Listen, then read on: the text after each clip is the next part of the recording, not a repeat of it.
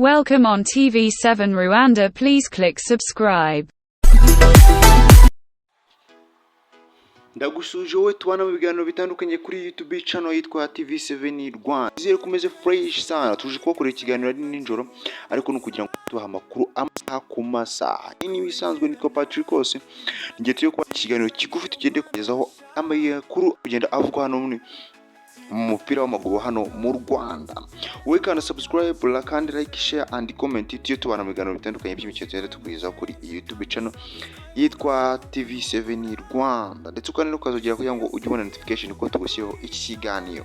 Wowe kana subscribe, turagushimiye cyane iby'agaciro kubana nawe.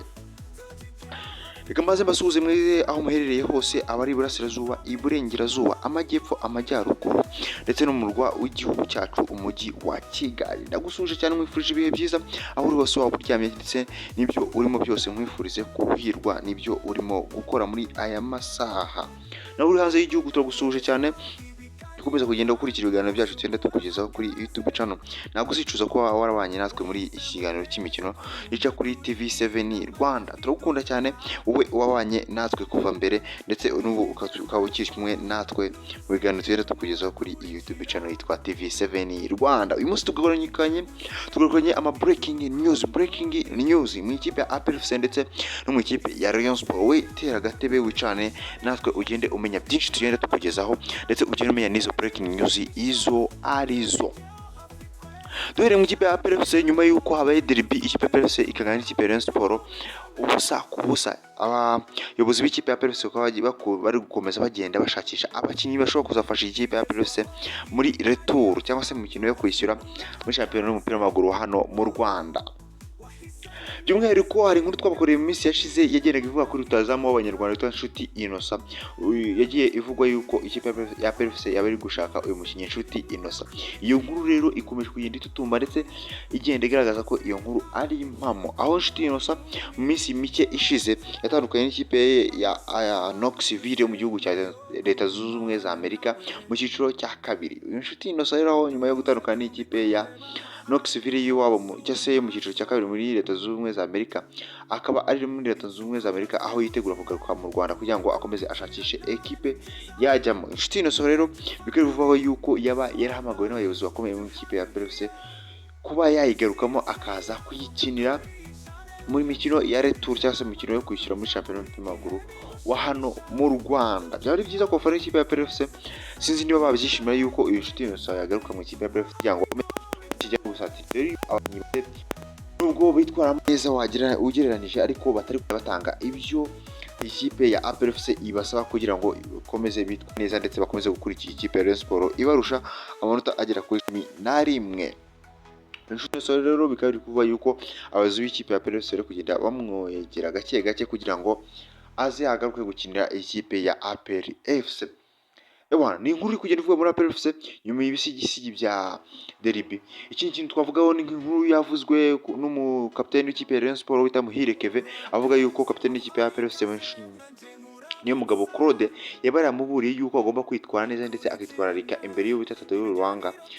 Akaba yaramuburiye yuko ngo Tadeo Ruwanga ashaka kumuvura kugira ngo ave mu kibuga bakomeze kugira ngo batake ikipe ya APRFC cyangwa se bavuge ko uyu Muhire Keve yari yabatesheje cyangwa se yababujije amahwemo. Uwo bita Tadeo Ruwanga akaba ngo arashaka kumuvuna kugira ngo ikipe ya APRFC ikomeze yitware neza kurusha ikipe ya Rayon Sport. Ariko uyu Muhire Keve akaba yavuze yuko kapiteni w'ikipe ya APRFC niyo mugabo Claude akaba yabimuriye kugira ngo batazamubura mu mukino ya cani ikipe y'igihugu y'u Rwanda izakina n'ikipe y'igihugu ya Sudani guhera mu matariki 20 ndetse n'amatariki 27.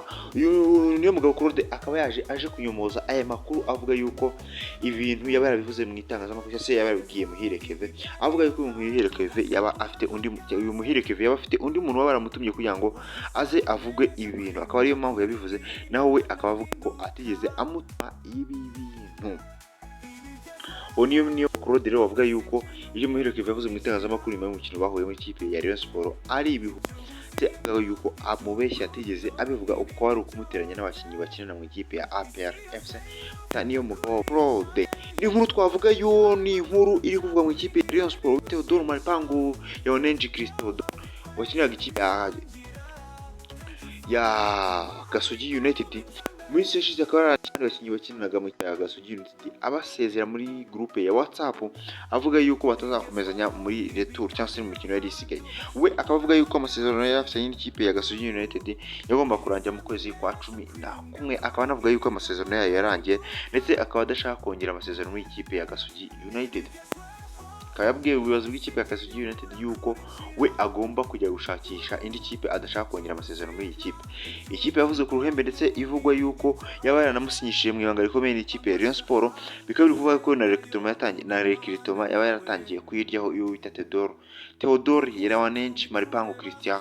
Akaba bivuga yuko mu kwezi kwa mbere azaba yamaze kwambara umwambaro w'ikipe ya Rayon Sport ndetse akabikinira mu mikino ya retour cyangwa se mu mikino yo kwishyura muri shampiyona y'umupira w'amaguru wa hano mu Rwanda. Uyu ni Theodore Malpangou Christian Theodore waba waramaze gusinya mu ikipe ya Rayon Sport atandukanye n'ikipe ya Gasogi United. Nubwo ubita perezida Kakoza Nkuriza Charles bakunze kwita KNC akaba atari kubyemera ndetse akabikaba bivuga yuko yari amaze kubarega mu ishyirahamwe ry'umupira w'amaguru hano mu Rwanda Ferwafa, avuga yuko ikipe ya Rayon Sport yaguze ubita Theodore Malpangou Christian mu buryo butemerejwe n'amategeko. Ibi bikaba biri kuvuga yuko uyu KNC yaba yaramaze kurega iyi kipe ya Rayon Sport cyangwa se yamaze kurega uyu mukinnyi watandukanye nawe mu buryo bunyuranyije n'amategeko. Bamwita Yasinyiye Christian Theodore Malpangou ndetse na KNC rukaba rukigeretse. Tukaba dutegereje kuzareba uzatsinda iyi ntambara iri hagati yabo y'aba KNC ndetse na Theodore Malpangou Christian Yasinyiye. Iyo ni inkuru yavugaga mu ikipe ya Rayon Sport ijyanye na transfer ya Malpangou. Niho twasorezaho ni inkuru yagiye itutumba mu amasaha y'amasasta, aho umutoza w'ikipe y'igihugu y'u Rwanda Amavubi Frank Troston Spitra yaba yamaze kwigira mu gihugu cy'iwabo mu Budage kurya iminsi mikuru n'umuryango wiwe. Nyuma yuko asoje amasezerano yo mu kwezi kwa 11 akaba yategereje ko ahabwa amasezerano mashya, ariko bikaba byavuga yuko ari mu biganiro na Ferwafa kugira ngo arebe ko yakongera amasezerano, ariko we akaba avuga yuko ibyo bamuha bitangana n'ibyo yaba yarakoreye ikipe y'igihugu y'u Rwanda Amavubi. Akaba avuga yuko we yaba ari gusuzugura umutoza Frank Troston Spitra. Akaba yatangiye gutoza Amavubi mu mwaka washize 2023, aho yatoje imikino igiye itandukanye ndetse akaba yakomeje kugenda yitwara neza, aho abanyarwanda benshi bakaba baramusabiraga amasezerano kugira ngo akomeze yitwara neza ndetse azageze byinshi ku ikipe y'igihugu y'u Rwanda Amavubi. We bikaba bivuga yuko aho ari mu biruhuko naramuka avawe ibyo asaba iyi federasiyo y'umupira w'amaguru mu Rwanda yazagaruka agatoza ikipe y'igihugu y'u Rwanda Amavubi.